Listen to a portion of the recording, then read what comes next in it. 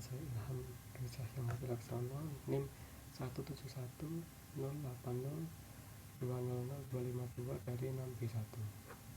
Kali ini saya akan mempresentasikan pada diskusi topik 6, yaitu virtual LAN dengan bab pengertian, fungsi, jenis, cara kerja, dan keuntungannya. 1. Pengertian VLAN adalah sebuah model jaringan yang membagi beberapa jaringan secara logika ke dalam beberapa jalur yang berbeda tapi tetap lewat perangkat penghubung yang sama.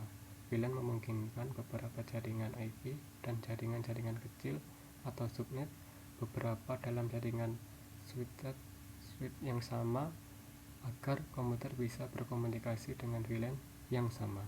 Setiap komputer harus memiliki sebuah IP dan subnet mask yang sesuai dengan VLAN tersebut. Nomor 2. Fungsi VLAN. VLAN memberikan sebuah metode untuk membagi satu fisik network ke banyak broadcast domain. Broadcast domain ini biasanya sama dengan batas IP subnet, tapi subnet mempunyai satu VLAN.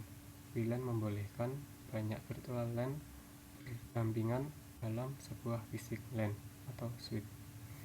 Jadi semisal ada dua mesin yang terhubung dalam sebuah switch, keduanya tidak dapat mengirim internet frame ke mesin lain meski dalam satu kabel yang sama. Jenis-jenis VLAN. A. Default VLAN. Default VLAN yaitu VLAN yang sudah ada sejak pertama kali switch dihidupkan. Sebelum dikonfigurasi, sebuah port yang ada pada switch akan terhubung ke dalam default VLAN dan dapat terhubung pada masing-masing VLAN. Pada Cisco, default VLAN adalah VLAN 1. B. Data VLAN adalah VLAN yang hanya mengatur traffic data pada VLAN. 2. Native VLAN yaitu VLAN yang dikembalikan ke suatu port apabila tidak dalam bentuk trunking dan untagged.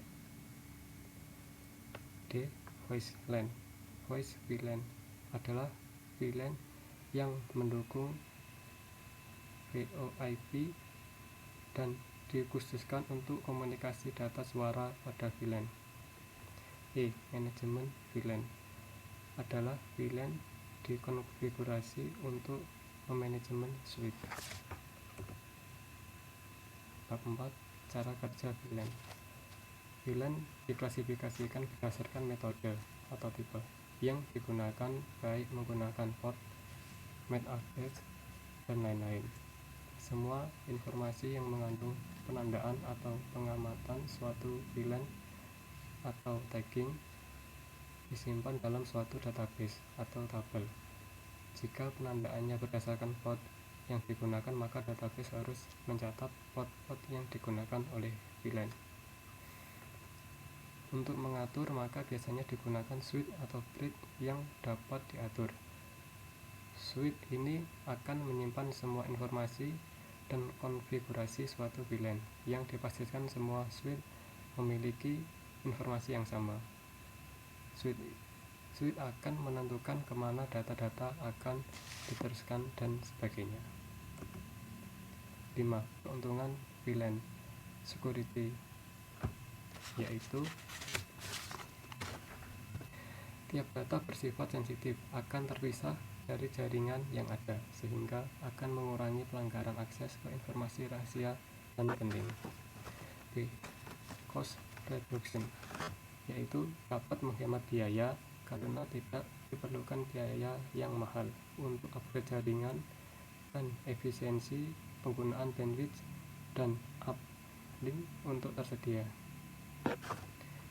C. Higher performance yaitu dapat mengurangi traffic yang diperlukan pada jaringan dan meningkatkan performa karena membagi jaringan layer 2 menjadi beberapa workgroup secara logik. D. Broadcast storm mitigation yaitu dapat mengurangi jumlah peralatan yang berpartisipasi dalam broadcast. E. Improved IT staff efficiency, yaitu dapat memudahkan pengelolaan jaringan karena user dengan kebutuhan jaringan yang sama akan membagi VLAN yang sama. Yang terakhir, simpler project of application management, yaitu memudahkan pengelolaan sebuah project atau bekerja karena memiliki fungsi-fungsi terpisah. Sekian presentasi saya. Apabila ada salah kata, mohon maaf. Sekian, terima kasih.